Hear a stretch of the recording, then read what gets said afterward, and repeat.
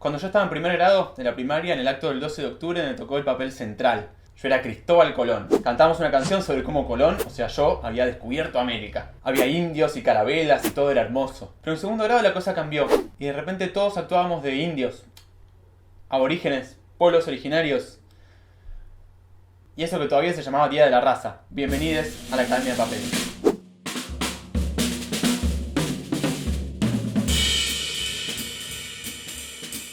Como estos cambios de mentalidad son tan recientes, muchas veces nos encontramos con que no sabemos ni cómo decirle a las cosas. Y esta confusión tiene su gran ejemplo en la cantidad de palabras que hay para nombrar a los pueblos del continente americano.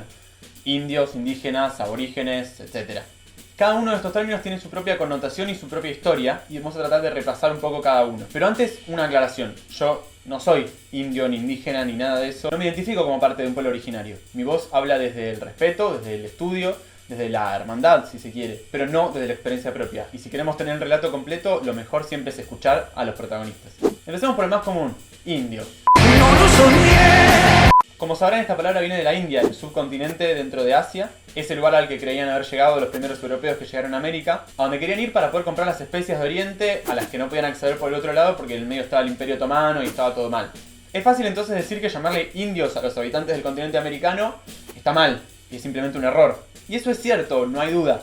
Pero es un poco más complejo que eso. Porque antes de este momento, antes de la invasión europea a América, no había un término para llamarle a todos los habitantes del continente americano. No existía una idea de unidad, de que eran la misma cosa. Cada pueblo era relativamente independiente del resto y no tenían por qué tener una identidad en común. De hecho, muchas veces las palabras de los grupos para autonombrarse se traducen como nosotros, o la gente de acá. Y lo que abarcaba ese nosotros dependía muchas veces de quién preguntaba. Por ejemplo, en un conflicto con un vecino, la gente o nosotros podía ser solamente el pueblo donde estaba la persona, y en un conflicto con un enemigo externo, el nosotros podía abarcar a ese pueblo y al vecino y a varios más. Nuestra mentalidad colonizada nos hace pensar que todos los grupos humanos del mundo y de la historia se organizaron y se identificaron como los estados nacionales de hoy en día, con su gobierno, su bandera, su himno. Pero esto claramente no es así. Además hay una gran diferencia entre nombrar los pueblos americanos antes de la invasión europea a América y después. Porque si hablamos de antes, cualquier término que usemos va a ser una generalización, y a partir de ese momento las sociedades empiezan a transformarse por la nueva situación en la que están y por el contacto con los europeos, en un proceso que ya duró más de 500 años. Hace relativamente poco, en el siglo XX, cuando empezaron a aparecer las modernas organizaciones políticas indígenas reivindicando el acceso a tierras y otros derechos, por la posición tan desventajosa que estaban frente al Estado, tuvieron que empezar procesos de identidad que se asemejaban a nuestra idea de nación moderna, para jugar en el mismo juego. Por eso, por ejemplo, naciones que nunca habían tenido una bandera comenzaron a tenerla. En muchos casos la palabra indio se dejó de usar por la connotación peyorativa y negativa que tenía, y se propusieron algunas alternativas que son todas bastante parecidas. Indígena es una palabra con un origen independiente de indio, aunque suene parecido. Viene del latín y el significado etimológico es algo como nacido de ahí. La palabra aborigen también viene del latín, y contrariamente a lo que muchas veces se dice, no significa sin origen, sino de los orígenes o del origen. Otra palabra que viene del latín y que significa nacer o nacido es la palabra nativo, que significa solamente una persona nacida en un lugar, pero también se asocia mucho a los pueblos originarios de Norteamérica, los nativos americanos, como le dicen en Estados Unidos. La frase pueblo originario es similar a todas estas porque significa un pueblo o un grupo que tiene un origen en determinado lugar.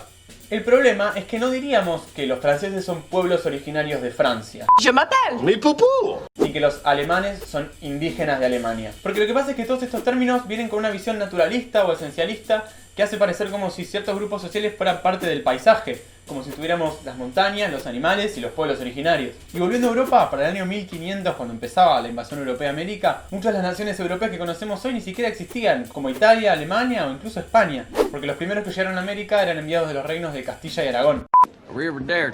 Lo que pasa es que las identidades sociales son cambiantes. Los procesos de la historia hacen que pueblos que antes estaban separados se unan, o los que estaban juntos se separen, o que algunos pueblos se muevan a regiones geográficas distintas. Esto no se puede negar. ¿Por qué entonces pensaríamos que en los pueblos que existían en América previo a la invasión europea no habría habido ninguna transformación en 500 años de historia? Eso sería pensar que los pueblos originarios no tienen historia y son algo así como vestigios del pasado, un remanente que quedó. Y sería negar que son pueblos y personas que viven y padecen el presente como todo el resto. Pero ojo, decir que las identidades nacen o cambian o se transforman no quiere decir que sean un invento o que todo da lo mismo. Por algo la Constitución Nacional de Argentina, por ejemplo, reconoce la preexistencia étnica de los pueblos originarios. Es decir, las comunidades que hoy se reconocen como pueblos originarios están reconociendo que al menos parte de sus antepasados vienen de los pueblos que habitaban América previo a la llegada de la invasión europea.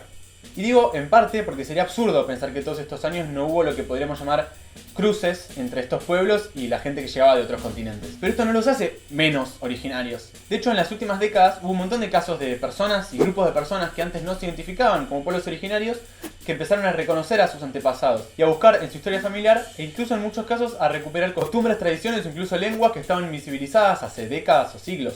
Volvemos a la pregunta inicial. Habrán visto que en el video yo usé varios términos indistintamente. Eso porque a pesar de la diversidad de términos no hay ninguno que sea superador del resto.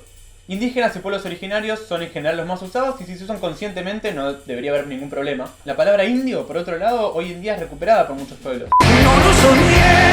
Porque a pesar de su origen colonial se resignificó y adquirió un valor político de reivindicación de esa identidad.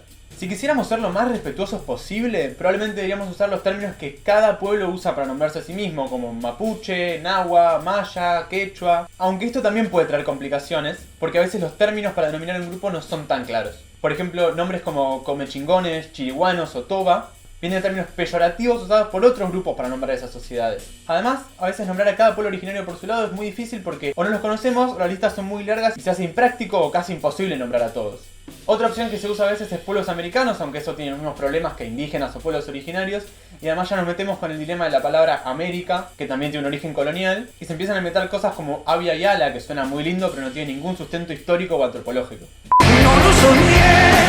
En fin, yo creo que más que encontrar el término perfecto, la cuestión es tratar al otro y a la otra con el respeto y el reconocimiento que merecen como grupos humanos y como personas, sin esencializar y sin simplificar cuestiones que son mucho más complejas que cambiar una palabra por otra. Cuestionar el lenguaje está muy bien y es muy necesario, pero si queremos ir un poco más allá como sociedad, podríamos empezar por ejemplo por darle el reconocimiento sobre las tierras que ocupan hace generaciones y que algunos propietarios o algunas corporaciones tratan de apropiarse, o buscar otras formas materiales de reparación histórica por la opresión que vienen sufriendo hace 500 años. No sé, digo, para empezar.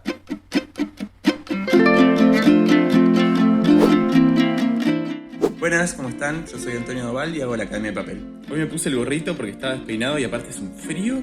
Espero que les haya gustado este nuevo video. Se demoró un poquito más en salir, pero es porque estaba terminando de armar la nueva página de la Academia de Papel. Es la academiadepapel.com.ar y ahí van a encontrar no solo links a las redes sociales y una presentación de lo que es el canal, sino también unos botones para hacer aportes voluntarios a través de Mercado Pago, por si quieren colaborar a ayudar a financiar el canal, que no recibe financiamiento de ningún lado por ahora, así que depende totalmente de este tipo de aportes voluntarios. Si no pueden, no pasa nada, acuérdense que poner me gusta, compartir, suscribirse, todo eso ayuda a que el canal pueda seguir creciendo, así que está buenísimo. Acuérdense que pueden seguir a la Academia de Papel en Instagram, Facebook y Twitter, están por acá las direcciones de cada red social. Y también acuérdense que me encantaría recibir sus comentarios, si les gustó el video, si algo no les gustó, si algo no lo entendieron, o si tienen alguna sugerencia para algún video nuevo, lo pueden hacer en los comentarios de YouTube o en cualquiera de las redes sociales. Y aunque la cara que aparece acá es la mía, siempre hay un montón de personas atrás ayudando, dando una mano con distintas cosas, así que va un abrazo enorme a toda esa gente. Y bueno, eso es todo. Si les gustó, pongan me gusta, compartan, suscríbanse, síganme en las redes, vayan a ver la página que está linda y si pueden hacer algún aporte ahí, muy bienvenido. Y nos veremos, espero, la próxima semana. Hasta la próxima. Sí.